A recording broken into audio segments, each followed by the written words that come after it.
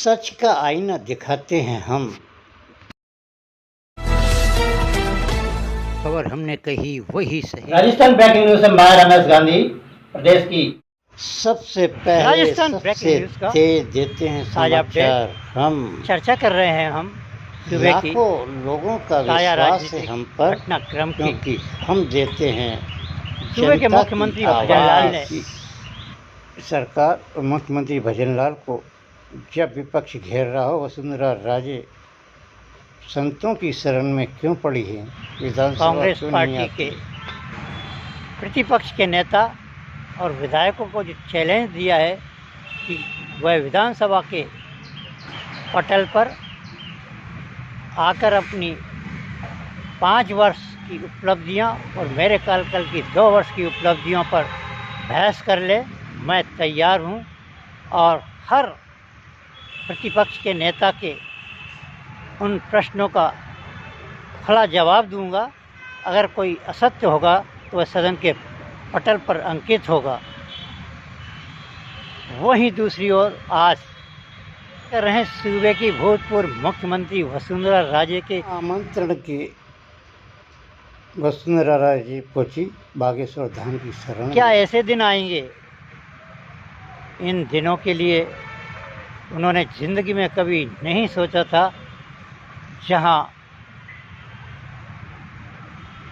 राजस्थान सूबे की राजनीति में 2 बार दमदारी से भारतीय जनता पार्टी के सुप्रीमो आला नेताओं को चैलेंज देते हुए उन्होंने हाईकमान को ललकारा था। वहीं दूसरी ओर अब उनको वो दिन देखने पड़ रहे हैं कि वो हर जगह गिड़गिड़ा रही हैं।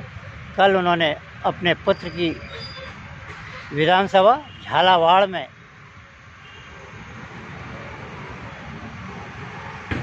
एक कार्यकर्ता द्वारा एक कविता का वाचन करने पर वसुंधरा राजे सिंधिया सार्वजनिक रूप से भावुक हो गई है, भावनाओं में डूब गई और अपने आंसुओं को काबू नहीं रख पाई। राजस्थान की राजनीति से पूर्व मुख्यमंत्री की ये जो तस्वीर वायरल हो रही है, ये हर किसी की आंखों को नम कर रही है।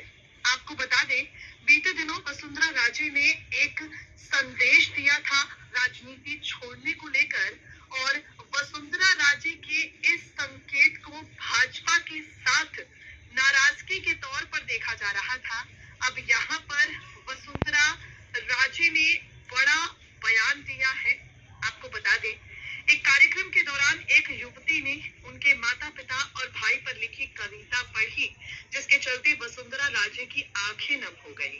कुछ पल के लिए वो शब्दों को समेटती रही, फिर भरे गले में बोली, मैं अपने जीवन में इन तीनों के योगदान को कभी नहीं भूल सकती। आज इनके बिना जी भरकर आंसू बहाए। शायद उन्हें आभास हो गया है कि मेरी माँ कितनी सौम्य। राजमाता विजयराजे सिंधिया ने कई उतार चढ़ाव देखे थे। जब भारतीय जनता पार्टी 2 सीटों से थी और बहुमत में आई, अटल बिहारी वाजपेयी की सरकार बनी, तो भी उन्होंने कोई पद नहीं लिया। त्याग और बलिदान की मूर्ति थी, लेकिन वसुंधरा राजे ने उनका नाम धूमिल कर दिया और उन्होंने उनके ही बताए हुए मार्ग से विचलित होकर सत्ता की मद मस्ती में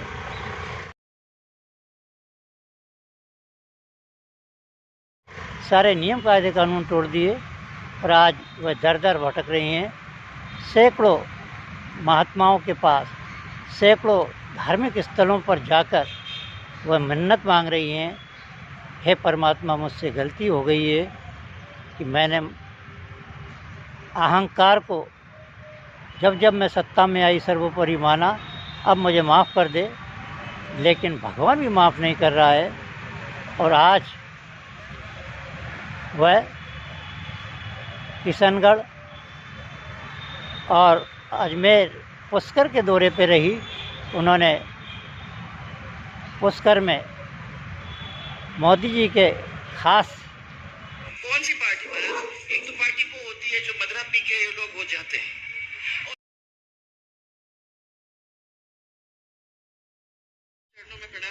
चाहती हूँ और हम सब पूरे परिवार की ओर से इस पावन धाम पे, ब्रह्मा जी के पावन धाम पे आपका बहुत बहुत दिल से हम सब स्वागत कर रहे हैं। महाराज, बहुत सारे युवा यहाँ बैठे हुए हैं, वो आपकी बातों को सुनने के लिए आए, उनके लिए आप एक आइकन बैठे हैं और एक और मैं समझ में नहीं आया, दोनों के हाथ उठे नहीं, क्यों नहीं उठे? या तो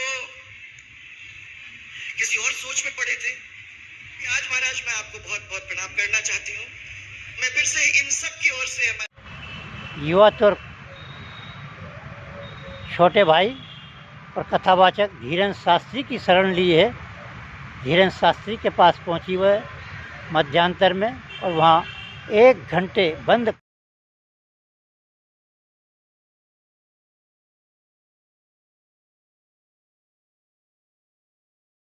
कमरे में उनसे गुफ्तगू की है। धीरेन्द्र शास्त्री बहुत ऊंचे कलाकार हैं। वह वसुंधरा राजे को जानते हैं कि वह उनके ही गृहनगर रामगंज मंडी, उनके बेटे के संसदीय क्षेत्र झालावाड़ में ना बेटा स्वागत करने आया और ना वसुंधरा राजे हवाई अड्डे पर आई, और आज चलकर मुझसे पुष्कर में